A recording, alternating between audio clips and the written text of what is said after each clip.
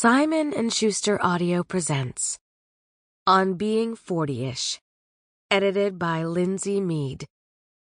Read by Janina Edwards, Madeleine Maby, Soneela Nankani, Joy Osmanski, and Candace Thaxton. Introduction. Lindsay Mead. I sat on the rickety wooden steps that descended from Courtney's house to the beach, watching the sky's riotous colors as the sun set over Chappaquiddick, the tiny island that floats off the eastern edge of Martha's Vineyard.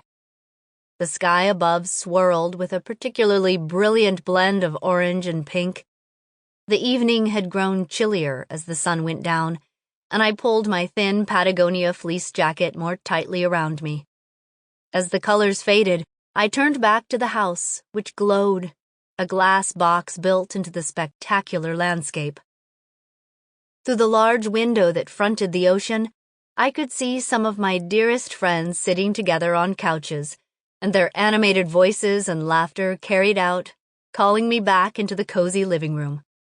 As I pushed the heavy glass door open and stepped onto the concrete floor, I heard Allison's voice. "This really has been the best decade yet."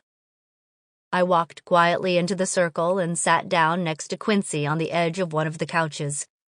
The room smelled of the ginger and soy sauce that flavored the salmon that was in the oven. Courtney was an excellent cook, and by this night, the final of our 3-day weekend, we'd noted that her early post-college years in Tokyo had shaped her culinary tastes. I could feel the cold of my feet through my jeans as I tucked them underneath me. I looked around the room at my dearest friends splayed on couches and chairs. There were 6 of us this year, on our 7th annual weekend reunion. In 2010, Allison and Catherine had started this tradition, and since then we'd gathered, always in late September, at homes from Florida to Rhode Island to Lake Tahoe. The weekend had become sacrosanct to me. I'd never missed one.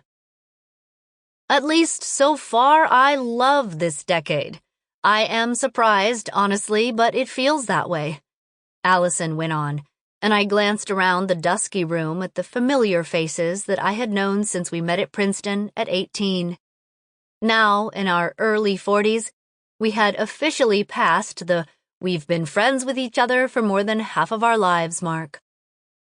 Several others nodded. "I thought of 40 as so old. 40 was my parents when I was a kid."